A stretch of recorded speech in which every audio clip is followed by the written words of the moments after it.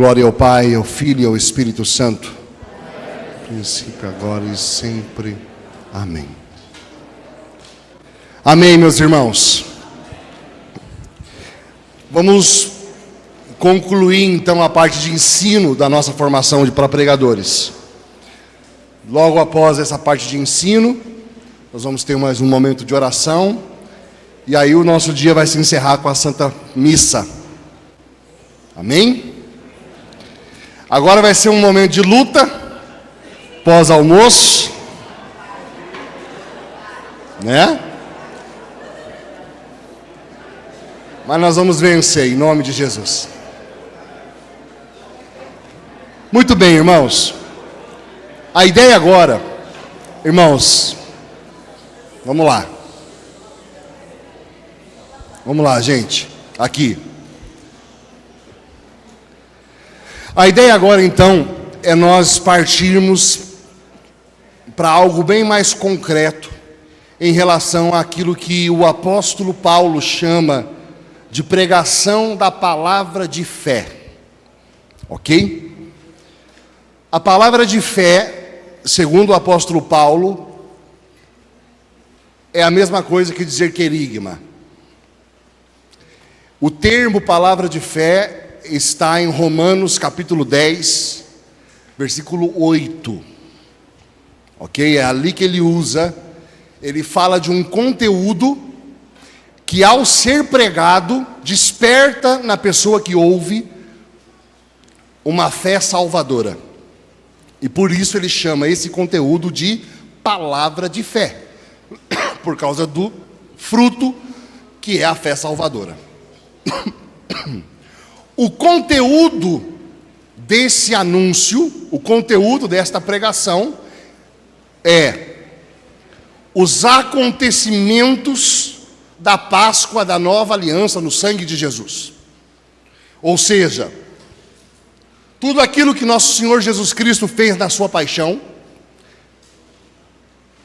tudo aquilo que Ele fez na sua morte, na sua ressurreição, na sua ascensão aos céus e no derramamento do Espírito Santo em Pentecostes. Eu preciso que fique claro para vocês o seguinte: quando nós falamos de Páscoa, Pentecostes é um acontecimento constitutivo da Páscoa. E toda e qualquer proposta dentro da igreja que fale de querigma e queira, por algum motivo, abrir mão da experiência de Pentecostes, está reduzindo não somente os temas, está abrindo mão de algo que é essencial na Páscoa. Infelizmente, irmãos, isso é um fato histórico que nós precisamos dizer. Eu vou contar uma história para vocês que é uma pena que o Tatá não está aqui, porque ele ia confirmar, ele viveu na pele, que eu vou falar aqui para vocês. Vocês vão recordar, os mais velhos que estão aqui vão recordar, que houve um projeto na história da renovação carismática chamado Evangelização 2000. Quem é dessa época, levanta a mão. Quem lembra da Evangelização 2000? Aqui. Temos alguns dinossauros aqui presentes que lembram. Não é tão distante, nós estamos falando da preparação para o ano 2000. Olha só, irmãos. Irmãos, eu sinto que vocês estão bem dispersos agora. Eu vou pedir ajuda de vocês, em nome de Jesus, para a gente poder concluir a formação, tá bom? Vou pedir assim que a gente não converse. Me ajudem. A grande inspiração do projeto da Evangelização 2000 era justamente a necessidade de nós anunciarmos Jesus por meio de uma pregação querigmática. E agora, quando eu falo querigma, fica cada vez mais claro para vocês o que eu estou querendo dizer. Que tipo de pregação é essa? É a pregação que, pelo poder do Espírito, faz Jesus presente na vida de quem está ouvindo. A pessoa se encontra com Ele quando ouve uma pregação querigmática. Então a ideia era que esse projeto preparasse pessoas na igreja para que elas pudessem pregar o querigma, ou seja, pregar o evangelho no poder do Espírito, ou pregar a palavra de fé, ou pregar o pré-catecumenato. É a mesma coisa, estou só repetindo coisas aqui para deixar isso claro. Maravilha! Esse projeto, quando ele nasceu, inclusive, quem encabeçou ele era um padre chamado Tom Forrest. E o padre Tom era o superior, ele era o diretor dos Serviços Internacionais da Renovação, o ICRIS. E era um pregador assim vibrante. Alguns aqui conheceram o padre Tom, porque ele veio ao Brasil, ele pregou no Brasil. E esse projeto, irmãos, para vocês terem uma ideia, ele era tão poderoso, e a inspiração era tão poderosa, que em 1987, que era a gênese do projeto, houve um congresso internacional de nova evangelização na cidade de Nova Orleans, nos Estados Unidos. E nesse congresso foram convidados não somente os membros da Igreja Católica, mas também diversas denominações cristãs. Diversas. E lá, todos eles, de modo unânime, diziam da necessidade de pregar o Evangelho no poder do Espírito Santo, para que as pessoas fossem batizadas no Espírito Santo, transformadas, e chegar no ano 2000 e entregar 51% da população cristã. Um projeto lindo, um congresso maravilhoso. O que aconteceu? Pouco tempo depois, o Papa João Paulo II dando todo o apoio para esse projeto, todos apoiando muito esse projeto, Prado Flores envolvido, Tom Forrest, gente, né, as nossas lideranças todas. Quando esse projeto começou a ser apresentado para os bispos, mundo afora, os bispos começaram a, quase unânimes, dizer a mesma coisa. Ó, essa parte aqui que vocês falam do amor de Deus, pecado, salvação, fé e conversão, senhorio de Jesus, até aqui está tudo bem. Quando chega nessa parte aqui de sereis batizados no Espírito Santo, carismas, isso aqui é o que nós queremos que vocês cortem. Nitidamente. Ok? Estou contando a história e foi assim mesmo. E o que aconteceu foi que um grupo decidiu que queria agradar os bispos. E um outro grupo diz, nós não podemos abrir mão de quem nós somos. E naquele momento houve um racha de cima a baixo em todo esse projeto. Em todo esse projeto. Anos depois, as pessoas que tinham ido só para fazer a evangelização 2000 foram voltando aos poucos para a vida da renovação. E graças a Deus essa celeuma, ela foi sendo sanada com o passar do tempo. Mas ficou, irmãos, uma ferida perigosa.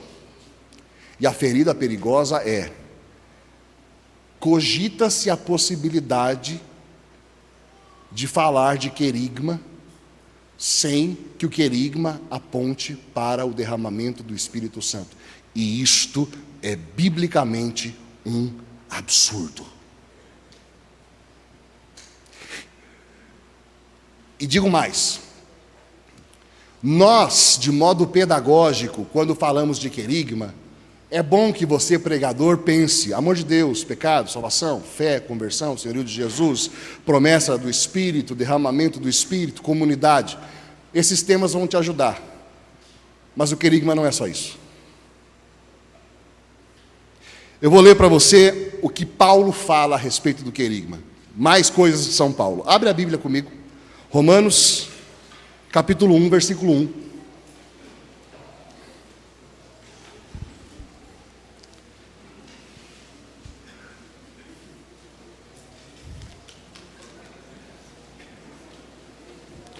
Eu queria fazer uma pergunta enquanto vocês procuram. Eu queria que levantasse a mão os irmãos que, nesse momento, estão exercendo o ministério de pregação. Os que estão pregando. Levante a mão.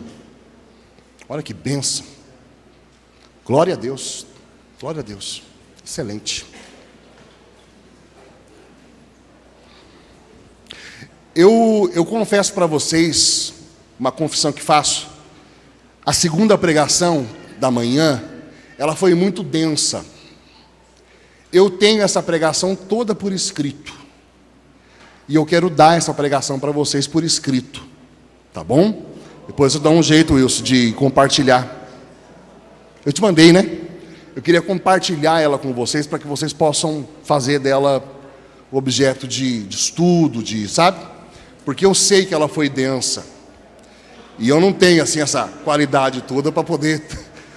né? Então, assim, dá para partir dali e começar a aprofundar. Tá? Vamos lá. Romanos capítulo 1, versículo 1, o apóstolo Paulo diz assim, ó.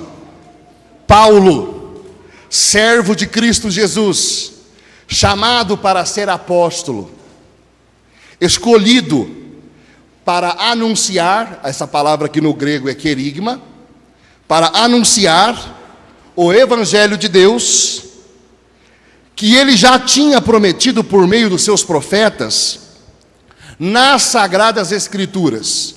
Então o querigma está onde? Nas sagradas escrituras. E que diz respeito a quê?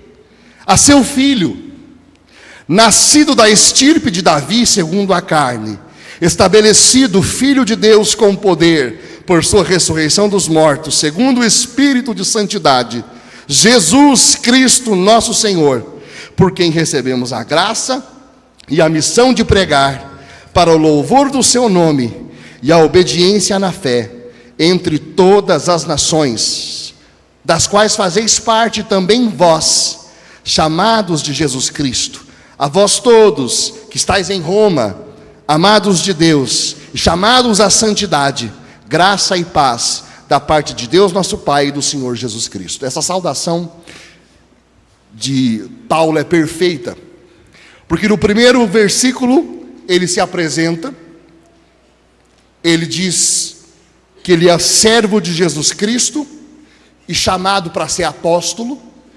Aqui, eu já expliquei em que sentido Paulo é apóstolo, escolhido para anunciar o Evangelho de Deus, e aqui do versículo 2 ao versículo 5, ele dá um sumário do que é o Evangelho, qual é o conteúdo do Evangelho. Então ele vai dizer, primeiro, que o Evangelho, o conteúdo dele está nas Sagradas Escrituras, mas o que, especificamente? É tudo, o querigma é tudo aquilo que a Sagrada Escritura diz a respeito de quem é Jesus. Qual é a pergunta que o querigma responde? E vós, quem dizeis que eu sou? Essa é a pergunta que o pregador tem que responder quando prega. Você, pregador, precisa apresentar, e não somente isso, tornar presente na pregação Jesus. Que as pessoas encontrem quem Ele é. Ok? E nós fazemos isso dizendo quem Ele é e falando do seu ministério. O que é que Jesus fez? Quem é e o que Ele faz? Eu quero dar um pequeno e breve testemunho para vocês. A minha experiência com Jesus aconteceu em 1996. Eu tinha 12 anos de idade. O meu irmão mais velho tinha feito uma experiência de batismo no Espírito Santo em 1995. Ele tinha 17 anos e já tinha sérios problemas com álcool. Ele era jogador de futebol das categorias de base do Atlético Paranaense, lá em Curitiba. E meu irmão já esteve aqui na comunidade pregando, faz muito tempo atrás. Chama-se Ricardinho, coordenador do Ministério Jovem da Renovação Carismática na época. Meu irmão mais velho. Ele era um jogador das categorias de base do Atlético Paranaense, mas tinha uma vida dupla, uma vida de atleta e uma vida de gandaia.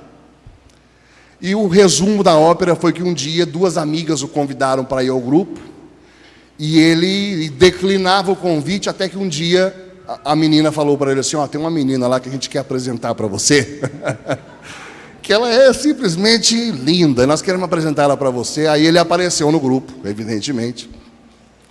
E pela graça de Deus, no primeiro dia que ele pisou no grupo de oração, enquanto o louvor ia sendo ministrado, Deus deu uma palavra de ciência para o ministro de louvor, que quando liberou essa palavra, ele foi acertado pelo Espírito Santo na hora, e quebrantou o seu coração. E naquele dia, oraram pedindo o batismo no Espírito Santo, e meu irmão fez uma experiência do Espírito no mesmo dia, e voltou para casa transformado, e ele nunca mais foi o mesmo. Meses depois, ele começou a me levar para o grupo de oração, e eu comecei a ouvir o querigma. E o meu coração foi sendo tocado, até que eu me recordo exatamente, era um seminário de vida que nós estávamos fazendo, e eu me lembro da expectativa que os pregadores criaram a respeito do batismo do Espírito Santo. Eles diziam assim: você pode ser cheio do Espírito Santo.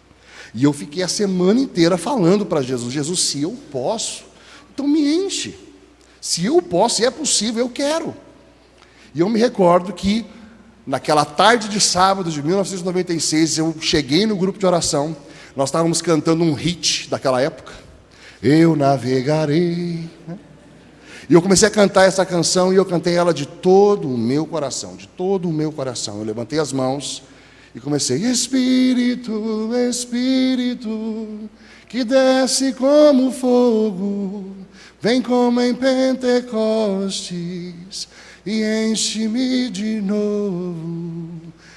E eu comecei a tremer, de cima a baixo. Eu senti um calor que me tomou de cima a baixo, de baixo para cima. Eu comecei a tremer, comecei a chorar, e comecei a falar em línguas. Eu tinha 12 anos de idade. A música já tinha acabado, e eu continuava de mãos levantadas, tremendo, chorando e falando em línguas. Já tinha passado uns 15 minutos, e eu continuava tremendo, chorando, com a mão levantada, falando em línguas, até que o condutor do grupo percebeu que eu estava sendo um problema para a reunião. E me tirou, eu estava tipo na terceira fila, assim, me tirou e levou lá para trás. E 2 irmãos do Ministério de Música vieram, oraram por mim. Eu fiquei assim, completamente...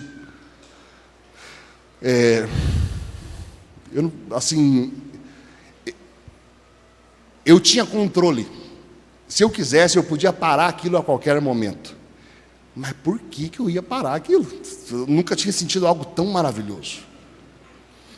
E aí eu me lembro que quando eu me levantei, eu senti um impulso de colocar a mão nos 2 jovens que tinham orado por mim. E quando eu fiz isso, os 2 irmãos caíram na minha frente. Os 2, na hora que eu coloquei a mão. E aí, assim, ó, o que aconteceu comigo ali? Simples. Eu tive a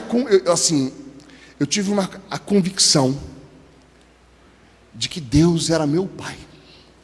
Só. Era aquele, as línguas que saíam, era como se o meu espírito estivesse dizendo ao Espírito de Deus, ou o Espírito de Deus testificando no meu espírito que eu sou filho.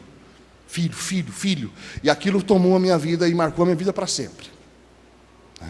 Isso aconteceu mediante a pregação do querigma, que preparou o meu coração para quê? Para um derramamento do Espírito Santo. Encheu a minha vida de sentido, encheu a minha vida de propósito. E é a experiência que guia a minha vida hoje, com 39 anos. Aquilo que eu experimentei com 12. Que graças a Deus não foi a única, mas foi o momento que minha vida mudou. Foi onde a coisa, né, realmente tudo mudou. E, irmãos, depois disso, eu entrei, 2 anos depois eu entrei num seminário, e eu pertenci a uma congregação religiosa por quase 9 anos. Eu fiquei 3 anos estudando em Curitiba. Depois eu vim para o noviciado em São Paulo. 2 anos de noviciado. Eu professei os votos religiosos de pobreza, castidade e obediência. A congregação me mandou para os Estados Unidos. Eu fiquei 2 anos nos Estados Unidos estudando. Depois a congregação me mandou para Roma. Fiquei mais 1 ano em Roma estudando. E no final desse processo, quando estava já há 8 anos e meio, foi que realmente ficou claro, tanto para mim quanto para os meus superiores, que não era meu chamado. E eu retornei. E logo que retornei, voltei à vida da renovação. E eu percebi que logo eu me engajei na vida da renovação, e todas as vezes que eu era chamado para fazer algum tipo de pregação, sempre eram pregações de formação. Então assim, eu passei mais de 20 anos de serviço dentro das expressões carismáticas, fazendo pregações no âmbito de formação. Então, eu sempre gostei de ler muito, eu sempre gostei de reflexão teológica, então todas as pregações eram formativas. Então a gente falava sobre batismo no Espírito Santo, mas de um modo, enfim, mas buscávamos fazer reflexão e aprofundamento sobre isso, e diversos outros temas. Eu percebi em 2020, recentemente, portanto, em 2020, sabe, me deu um clique. E eu confesso isso para vocês aqui, confesso sem vergonha. Eu comecei a ver assim, quantas vezes eu dediquei o meu tempo de pregação para falar de Jesus crucificado. E eu percebi com toda a sinceridade que o tema Jesus crucificado era muito raro. Que eu falava de temas de formação. Eu era chamado para dar formações. E eu senti vergonha, porque Paulo diz que os gregos querem sabedoria, mas nós pregamos Jesus crucificado. E eu comecei a me perguntar, por que é que eu, de algum modo, coloquei em segundo plano esta pregação específica. E percebo que um dos maiores riscos que nós temos é considerar o querigma como se ele fosse a fase 1, o conteúdo dos iniciantes. Irmãos, ainda que eu tivesse a mente de um serafim e a língua de um querubim, não seria o suficiente para contar o que Jesus fez na cruz do Calvário, para exaurir o que Ele realizou ali, o ato de expiação, de propiciação, de perdão de nossos pecados. E aquilo me tocou profundamente.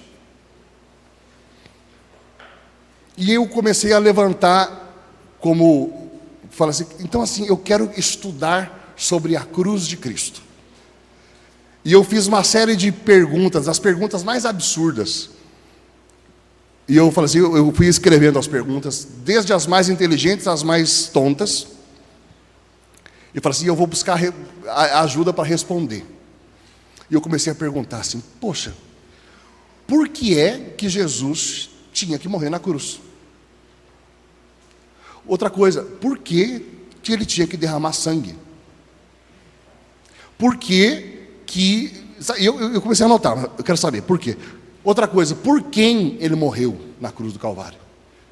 Porque nós, católicos, respondemos rapidamente, morreu por todos. Mas existe uma discussão no mundo cristão sobre esse tema do tamanho de um bonde.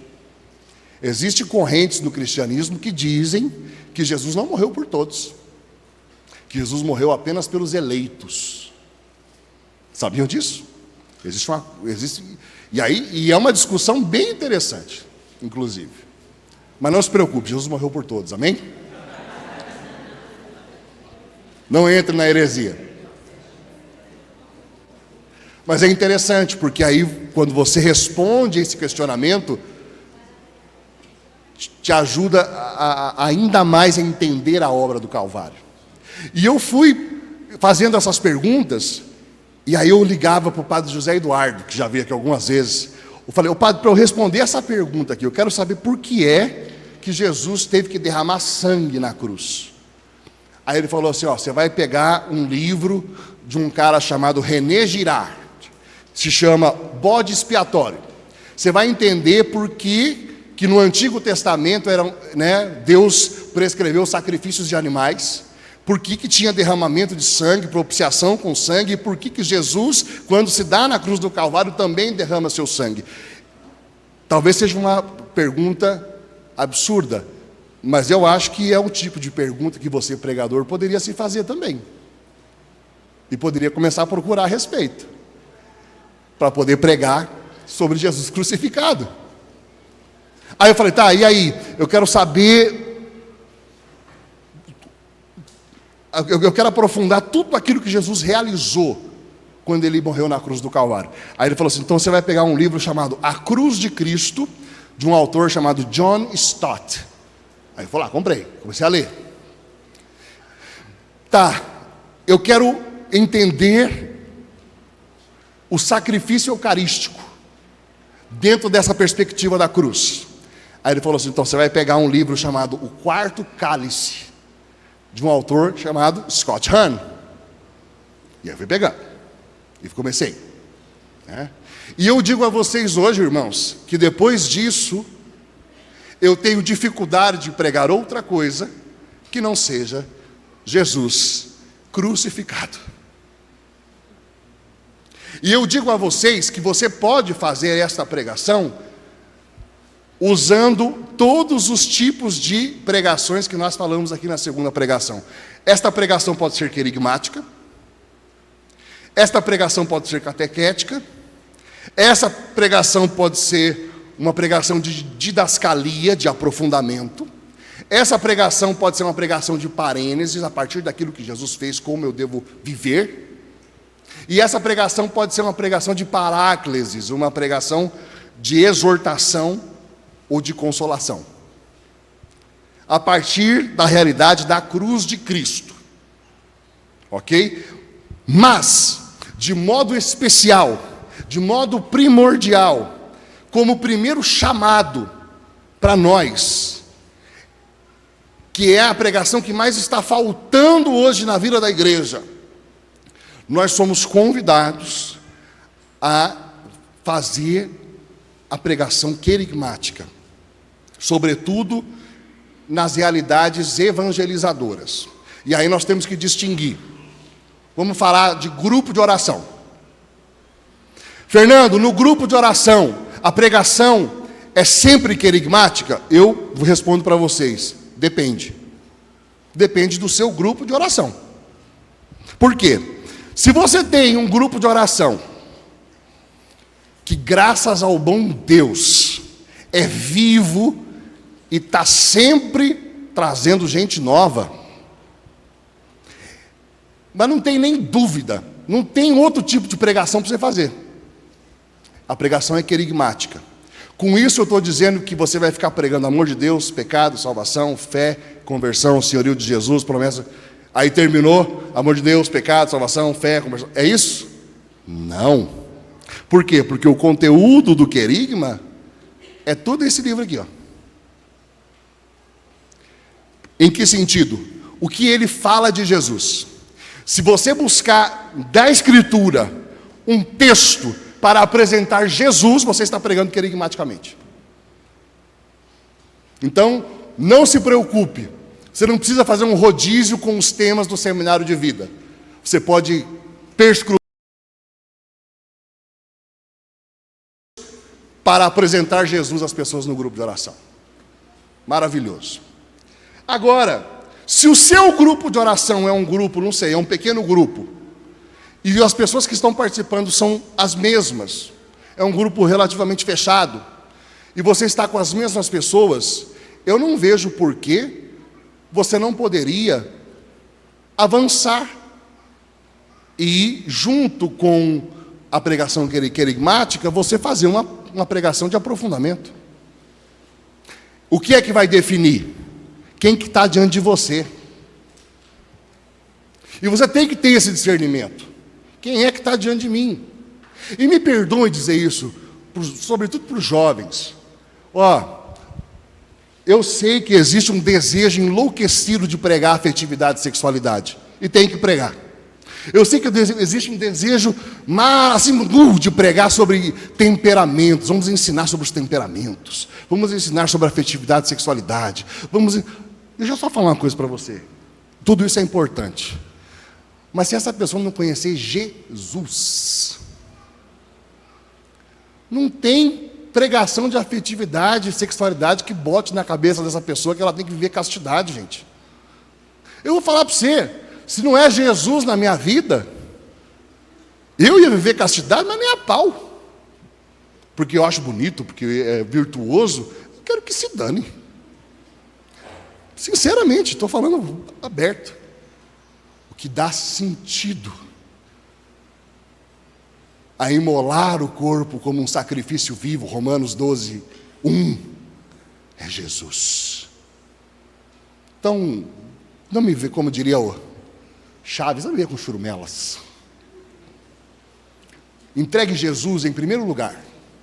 Garanta que as pessoas que estão diante de você conhecem Jesus, amam Jesus, se apaixonam por Jesus.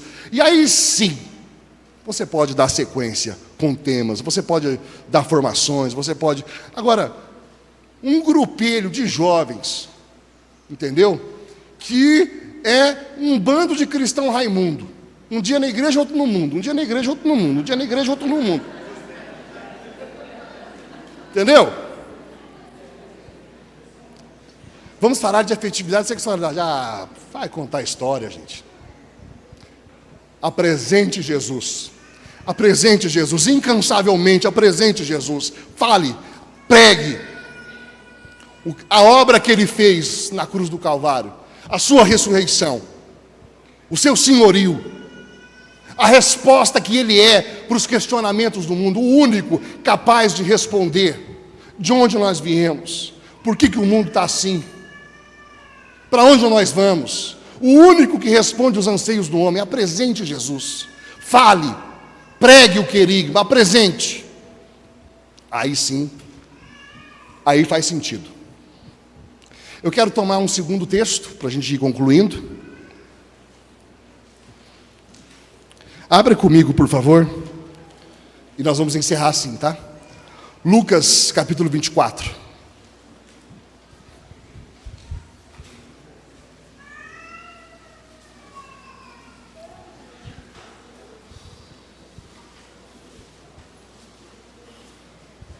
Lucas capítulo 24, versículo 13.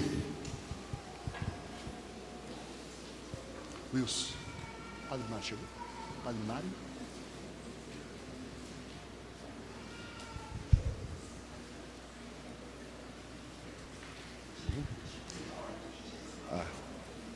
Tá. Amém? Lucas capítulo 4, versículo 13. 24, perdão. Ato falho, rebobina. Lucas 24, 13. Os discípulos de Emaús. Eu quero tomar algumas coisas daqui que são muito interessantes para esse tema da pregação do querigma. Olha só. Assim diz a palavra do Senhor. Eis que 2 deles viajavam nesse mesmo dia para um povoado chamado Emaús, a 60 estádios de Jerusalém, e conversavam sobre todos esses acontecimentos. Ora, enquanto conversavam e discutiam entre si, o próprio Jesus aproximou-se e pôs-se a caminhar com eles. Seus olhos, porém, estavam impedidos de reconhecê-lo. Ele lhes disse: que palavras são essas que trocais enquanto ides caminhando? E eles pararam com o rosto sombrio. Um deles, chamado Cleofas, lhe perguntou: tu és o único forasteiro em Jerusalém que ignora os fatos que nela aconteceram nesses dias? Quais? Disse-lhes ele. Responderam: o que aconteceu a Jesus, o Nazareno, que foi profeta poderoso em obras e em palavras, diante de Deus e diante de todo o povo. Como nossos sumos sacerdotes e nossos chefes o entregaram para ser condenado à morte e o crucificaram. Nós esperávamos que fosse ele quem redimiria Israel. Mas com tudo isso, faz 3 dias que todas essas coisas aconteceram. É verdade que algumas mulheres que são... Deixa eu ver aqui. É verdade que algumas mulheres que são dos nossos nos assustaram. Tendo ido muito cedo ao túmulo e não tendo encontrado o corpo, voltaram, dizendo que haviam tido uma visão de anjos a declararem que ele está vivo. Alguns dos nossos foram ao túmulo e encontraram as coisas tais como as mulheres haviam dito, mas não o viram. Pausa aqui. Nota de rodapé. Vocês pararam para perceber que Cleófas acabou de anunciar o conteúdo do querigma para Jesus? Pararam para perceber? Cleófas disse: olha, existiu um homem, Jesus o Nazareno, poderoso em palavra e obra. Nós esperávamos que ele fosse Messias. Ele foi crucificado. Morreu na cruz. Mas alguns dos nossos disseram, quando foram lá para embalsamar o corpo, que o corpo não estava. E anjos apareceram dizendo que ele está vivo. E companheiros nossos foram lá, viram tudo que elas falaram, mas não viram ele. O conteúdo é perfeito. O testemunho, ridículo. É a descrição de 90% das pregações e homilias da igreja neste tempo. Repórteres de fatos do passado. Testemunhas dizem que ressuscitou. Existiu um tal Jesus. E que ele passou fazendo bem, que era profeta poderoso, e que morreu. E dizem que ressuscitou. Nós mesmos não sabemos de nada. Essa pregação, e aqui é necessário que fique claro, o querigma não é um conteúdo que se entrega. O querigma, além deste conteúdo, existe um ambiente querigmático que se cria. E existe uma presença que se gera quando se prega no Espírito de Deus. Se o Espírito do Senhor não encher o pregador, se o Espírito do Senhor não acompanhar essa pregação, não gerar aquilo que você está anunciando, é vão. Muito bem, Jesus recebeu esse querigma underground aqui. Agora Jesus vai responder para ele. Vamos lá. Ele então lhes disse: insensatos e lentos de coração para crer tudo que os profetas anunciaram. Não era preciso que o Cristo sofresse tudo isso e entrasse em sua glória.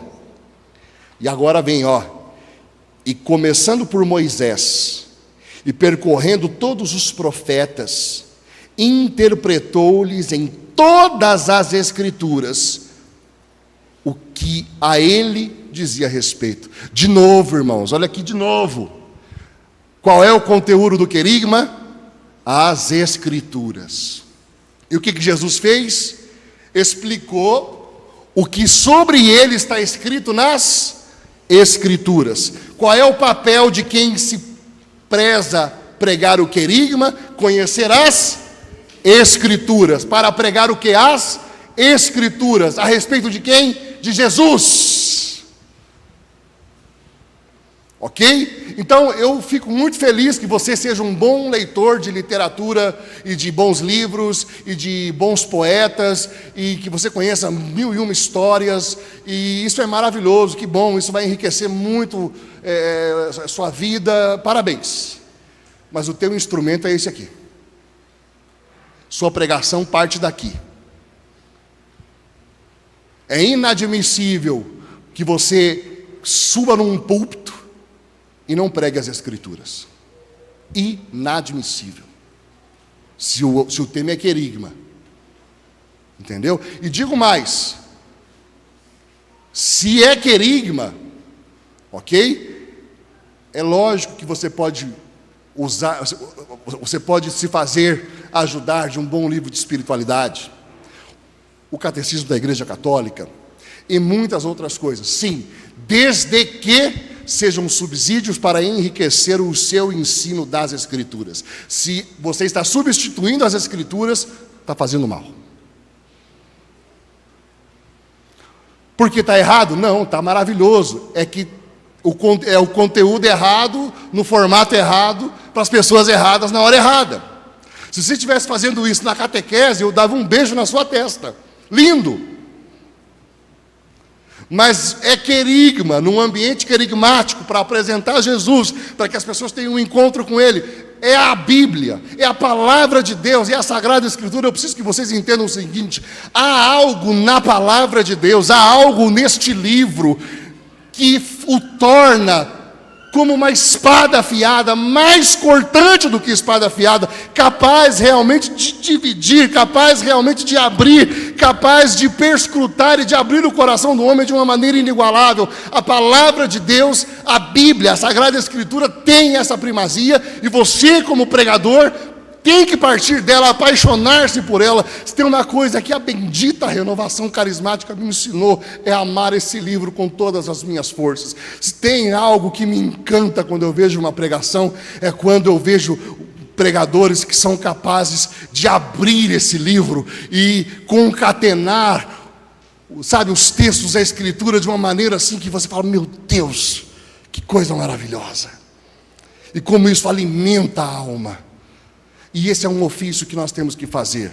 E eu quero dizer a você, não precisa ser um teólogo para isso. Não precisa ser um erudito para isso. Não. Eu digo a você, graças a Deus, olha que coisa linda, né? Esses dias eu estava lendo um pouco da vida de Inhá Chica, né? Todo mundo sabe quem é Inhá Chica? Levanta a mão. Daqui de Minas. Vai ser santa logo, logo. Uma mística. Uma mulher muito simples, filha de escravos, educação zero, nada. Mas essa mulher tinha uma capacidade de perscrutar com simplicidade o Evangelho, e de tirar do Evangelho coisas tão preciosas. Fruto de estudo, Fernando? Fruto de intimidade com aquele que escreveu essa palavra.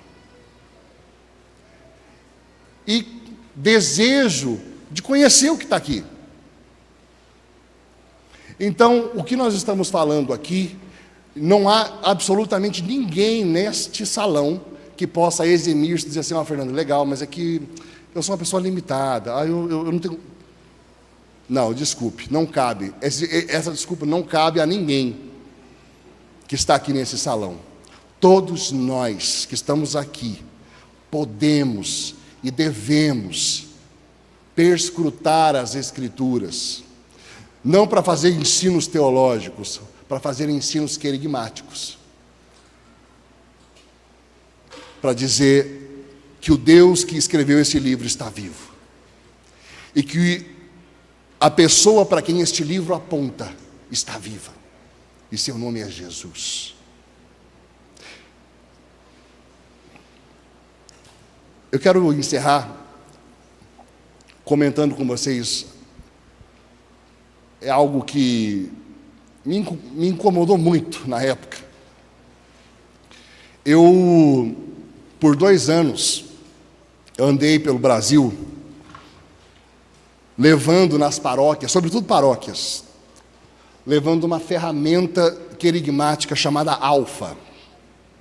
A ideia dessa ferramenta era criar nas paróquias pequenos grupos, que é a mesma coisa que vocês fazem aqui, né? Pequenos grupos. E aí a gente fazia a seguinte metodologia. A reunião do pequeno grupo tinha que ser assim: as pessoas se reuniam na mesa para comer juntas. Maravilhoso, começou bem, né?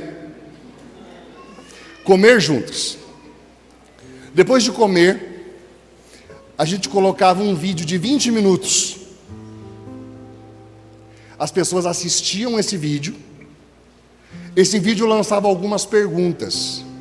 E a ideia era que as pessoas batessem um papo sobre aquelas perguntas, respondendo aquelas perguntas.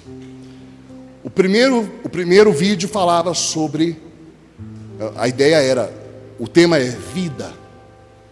É somente isso? O que fala nisso?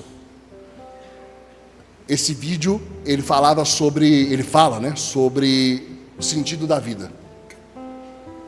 E ele começa assim, ele pergunta, logo no início: se você soubesse, eu faço essa pergunta para você agora. Se você soubesse que essas são as suas últimas 24 horas.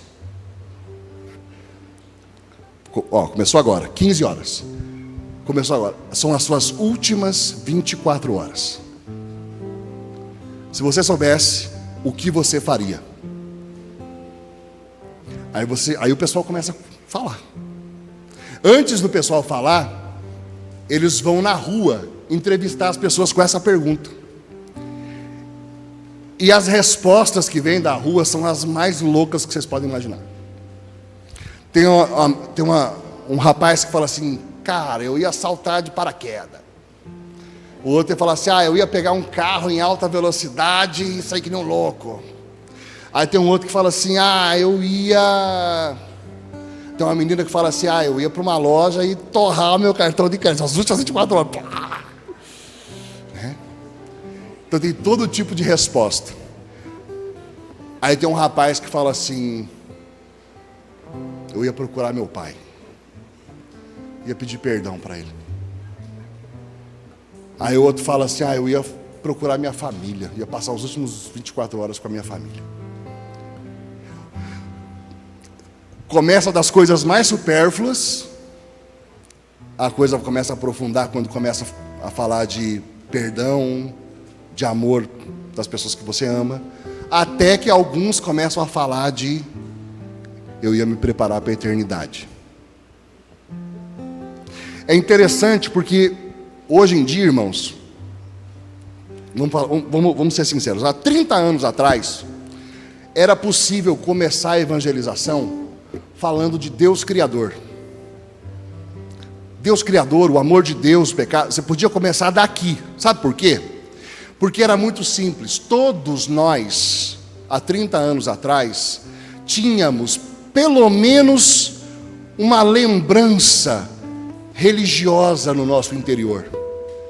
E quando tocava lá: amar como Jesus amou, pensar como Jesus pensou, eu falei assim: poxa, Pazezinho, né? É Pazezinho. Nossa, minha avó ouvia, minha mãe. Nossa, quando eu era pequeno eu ia no terço, na casa do vizinho. Eu adorava quando eu via o café. Que maravilha. Aí você começa a lembrar. Sabe por quê? Porque todos nós tínhamos um pequeno substrato de experiência de fé há 30 anos atrás. Deixa eu falar para você. Hoje em dia, a geração que está aqui não tem mais esse substrato de fé. A geração que está aí é filha de pais que sequer se casaram na igreja. É filha de um povo que a igreja é insignificante e irrelevante. Ok? E antes de nós falarmos a palavra Deus, a gente precisa dar um choque no cara e falar assim: ei, você está ligado na vida? O que você está fazendo, cara, com a tua vida? Porque quando você pergunta para ele o que você faria nas suas últimas 24 horas e ele não tem ideia, ou quando você pergunta para ele, que é a segunda pergunta que o Alfa faz, o que te faz feliz?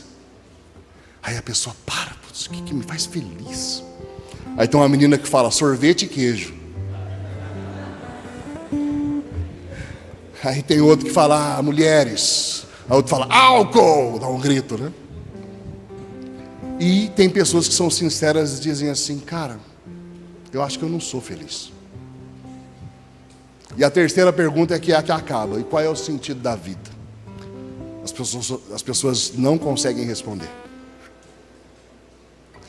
Irmãos, a evangelização hoje, ela não pode mais partir do livro do Gênesis, ela tem que partir do Eclesiastes.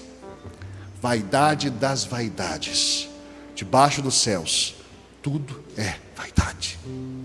E quando a pessoa se choca com isso e fala assim, cara, que vazio, essa é a hora de apresentar. Tem alguém que imprime sentido, tem alguém que responde essas perguntas, tem alguém.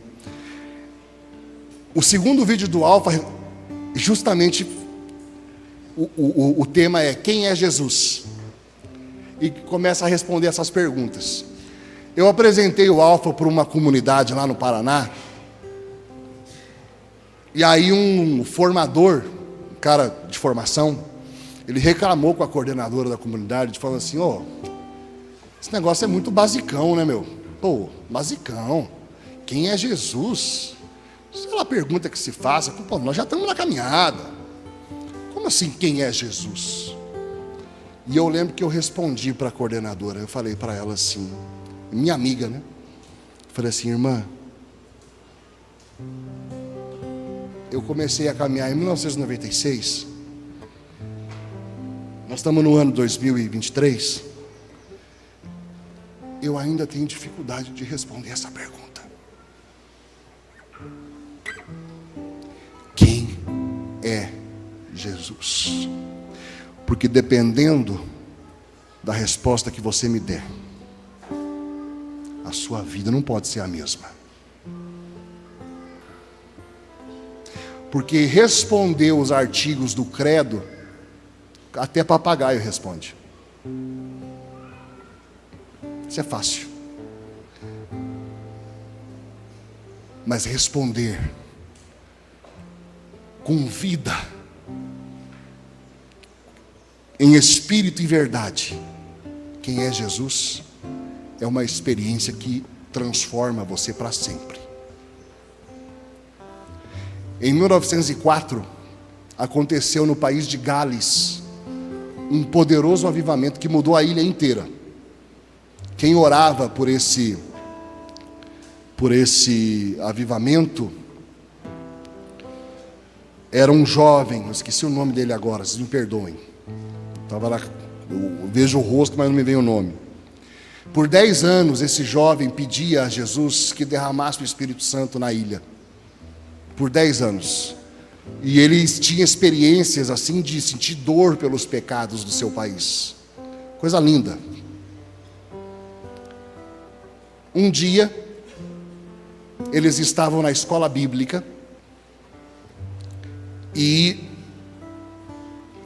lançaram a pergunta: quem é Jesus? E uma menina de 8 anos de idade se levantou.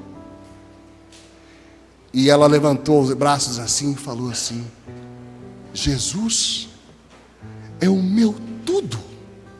E quando ela falou Jesus é o meu tudo, ela falou aquilo tomada de tamanha verdade, de tamanha convicção, que o Espírito Santo se derramou na escola bíblica.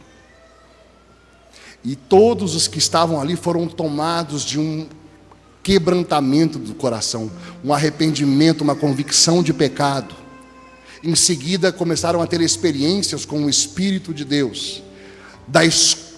Do derramamento na escola bíblica, aconteceu o derramamento na reunião de oração seguinte, na reunião de oração seguinte, na reunião de oração seguinte, e tomou aquela igreja, e foram tomando as outras igrejas, e em um ano houve um avivamento em todo o país. Esse avivamento de 1904 foi o relato que inspirou o avivamento da Rua Azusa em 1906. E tudo começou com uma pergunta: quem é Jesus? Eu queria, irmãos, que nós levássemos isso e cravássemos isso na nossa alma. Esse é o ofício do pregador. Quando ele vai pregar o querigma, você vai responder a pergunta mais importante que a humanidade pode se fazer: quem é Jesus? Porque dependendo da resposta que você der, a sua vida não pode ser a mesma. C.S. Lewis dizia que diante dessa pergunta você pode ter as seguintes respostas. Primeiro, quem é Jesus? Primeira resposta: um louco. É uma possibilidade, um maluco. Por quê? Alguém que diz, eu sou. Não é eu conheço a verdade, eu sou a verdade. Não é que eu conheço o caminho, eu sou o caminho. Não é só, eu tenho uma proposta de vida. Não, eu sou a vida. Não é só, eu tenho um pão de vida. Não, eu sou o pão da vida. Não é que eu conheço a porta, eu sou a porta. Não é que eu venho anunciar a respeito, eu sou Deus.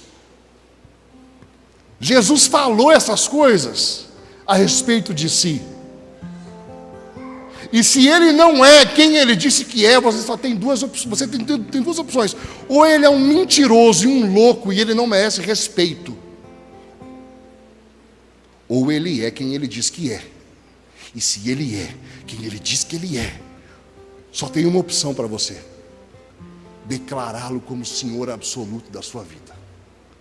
Ou ele é Senhor da sua vida, ou ele é um maluco.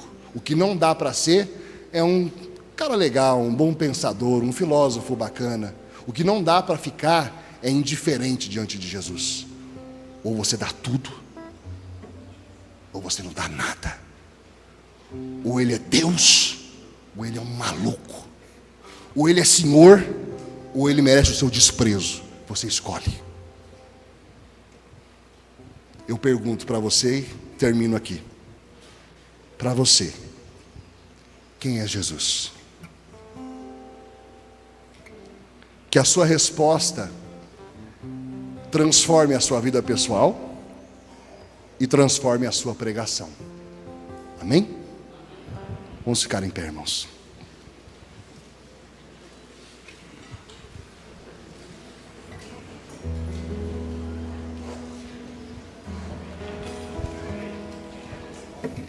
Oi? Isso, Evan Roberts. Já me lembraram aqui, o nome do jovem que orava por avivamento no país de Gales é Evan Roberts. Evan Roberts. Vamos ficar em pé então, irmãos. Bendito seja Deus. Nós queremos te agradecer, Jesus, e declarar que Tu és Deus. Em Ti habita corporalmente toda a divindade. Tu és Alfa e Ômega. Digno é o Cordeiro de receber a honra, o louvor, o domínio, Senhor. Digno és, Jesus. Digno és, Jesus. Digno de glória, de honra. Digno de louvor, de exaltação. Nós te adoramos, nós reconhecemos o seu senhorio. Tu estás assentado acima do trono.